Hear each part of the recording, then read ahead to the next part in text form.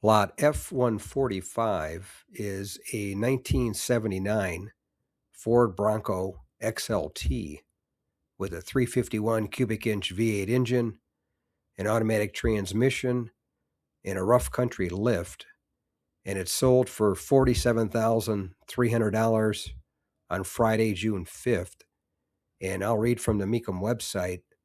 Odometer reads 36,770 miles, and the highlights are 351 cubic inch V8 engine, automatic transmission, four-wheel drive, power steering, power brakes, tilt steering column, bucket seats, rear seat, removable hardtop, rough country lift, polished aluminum wheels, and deluxe Marty report.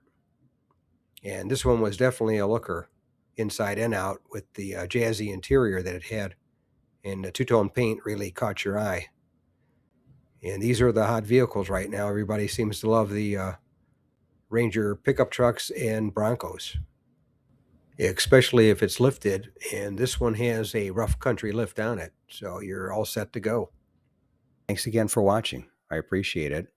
And by the way, here's a couple of videos of the 700 plus videos that I have on my channel, Car Finder.